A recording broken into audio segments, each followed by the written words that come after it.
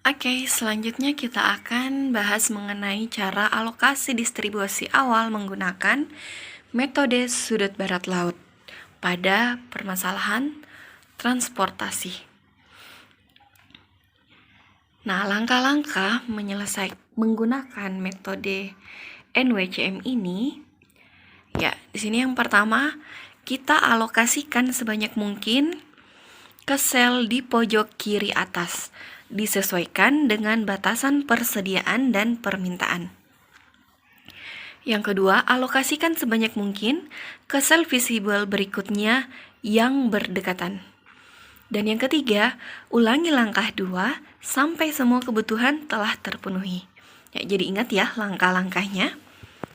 Nah, kita masuk ke contoh soal.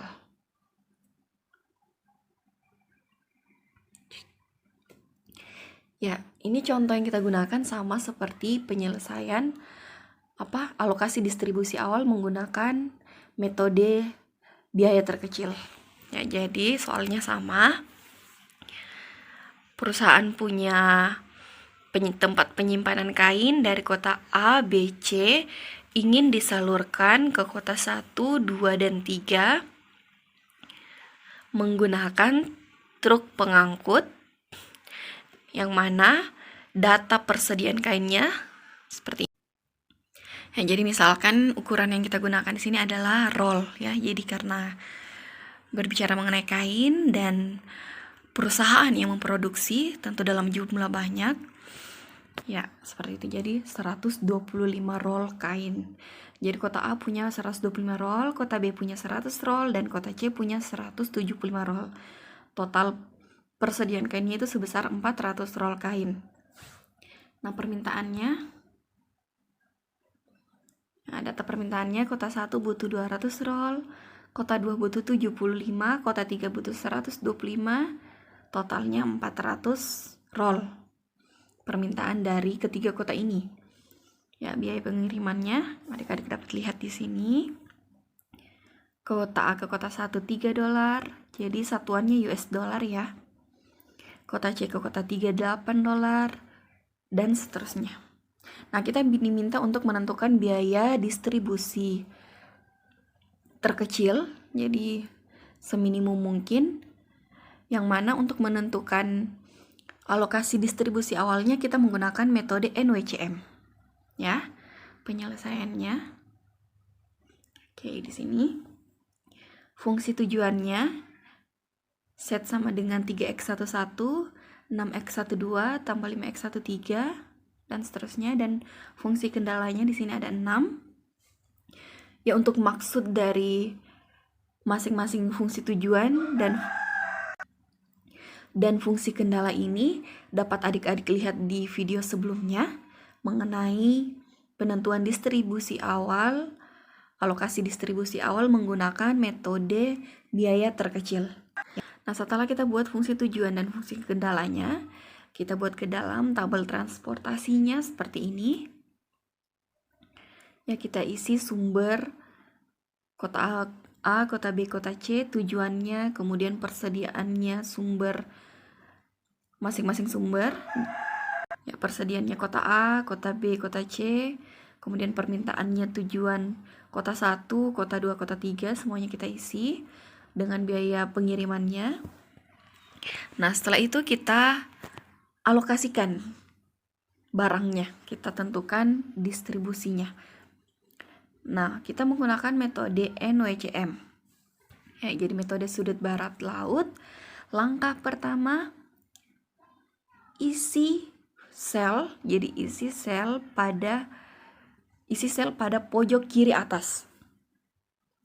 Jadi isi sel sebanyak mungkin, jadi ingat sebanyak mungkin pada pojok kiri atas, namun dengan syarat tetap menyesuaikan dengan kapasitas persediaan dan jumlah permintaan. Nah, pojok kiri atas berarti sel dari kota A ke kota 1 ya, dengan biaya pengirimannya $3. Nah, itu yang pertama kita isi, kotak pertama ini. Kotak atau sel paling pojok kiri. Ya, kita lihat persediaannya kota A punya 125 roll. kain. Kota 1 butuh 200 roll kain. Nah, apakah kota A bisa memenuhi semua permintaan kota 1? Ya ternyata tidak, karena kota A hanya punya 125. Jadi, semua kain yang ada di kota A dikirim ke kota 1, yaitu sebesar 125. Jadi kita isi, itu maksudnya kita isi sebanyak mungkin. Nah, sebanyak mungkin, ya berarti semua persediaannya kota A ke kota 1 semua. Ya. Nah, karena persediaannya kota A semua disalurkan ke kota 1, berarti tidak bisa lagi menyalurkan barang ke kota 2 dan kota 3. Maka kita beri tanda silang. Artinya sudah tidak ada peluang lagi menyalurkan ke kota lain. Nah, kemudian kita lanjut lagi ke langkah 2 dari metode NWCM ini. Isi sel, jadi langkah 2 tadi, isi sel paling dekat dengan sel sebelumnya yang kita isi.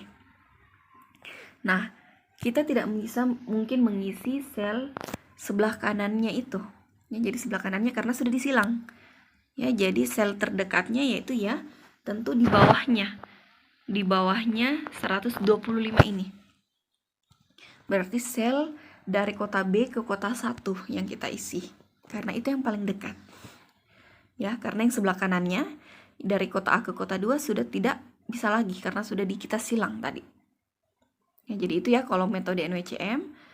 Langkah keduanya kita mengisi sel yang paling dekat dengan sel yang sebelumnya kita isi. Nah, berarti dari kota B ke kota 1, lihat lagi persediaan dan permintaannya. Ya, kota B punya 100 roll kain. Kota 1 butuh 200. Tetapi tadi kota 1 itu sudah dapat 125 roll kain dari kota A. Maka hanya butuh tersisa 75 roll kain lagi untuk memenuhi kebutuhannya. Berarti dari kota B ke kota C, kita hanya perlu kirim sebanyak 75 roll kain. Ya, jadi kota B sekarang tersisa punya sisa kain sebanyak 25 roll kain. Jadi ingat ya, jadi saya tidak tulis di sini di persediaannya. Cukup ingat saja. Kan kelihatan ya. Ya. Karena kebutuhannya kota 1 sudah terpenuhi, maka kota 1 tidak butuh lagi kain dari kota C. Ya, kita silang. Oke.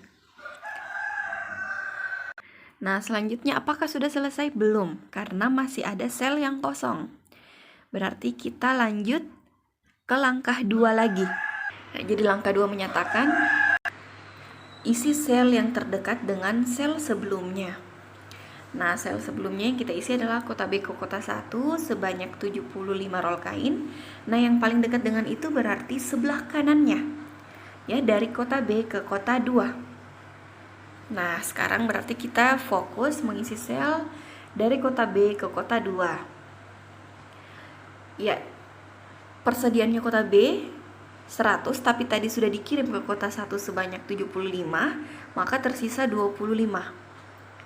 Ya, kota A2 butuh 75, tapi karena persediaannya kota B hanya 25, maka dari kota B ke kota 2 hanya bisa dikirim sebanyak 25 roll kain. Artinya, dari kota B tidak bisa lagi mengirim ke kota 3 karena persediaannya sudah habis. Ya, kita silang. Nah, selanjutnya isi lagi sel terdekat karena belum selesai ya, masih ada sel yang kosong. Kita isi lagi sel yang terdekat dari sel yang kita isi sebelumnya. Nah, yang kita isi sebelumnya kan 25 ini. Sel yang terdekat ya tentu di bawahnya, karena di atasnya sudah disilang, di kirinya sudah terisi. Ya, maaf ya.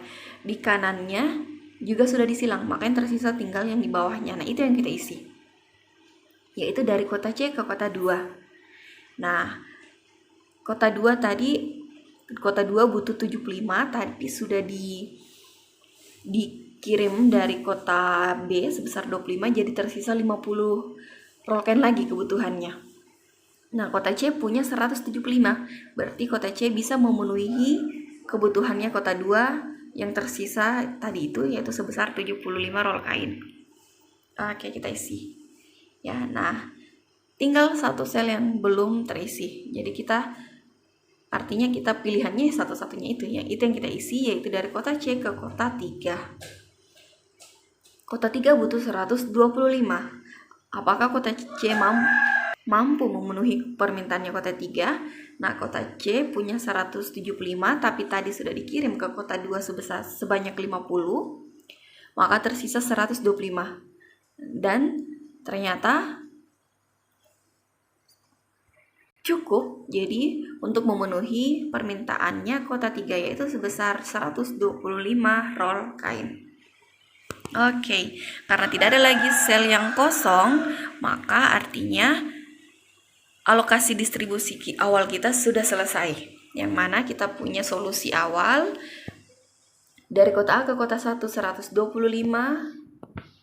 dari kota B ke kota 1 75 roll kain yang dikirim, dari kota B ke kota 2 25 roll kain yang dikirim, dari kota C ke kota 2 mengirim 50 roll kain, dari kota C ke kota 3 mengirim 125 roll kain.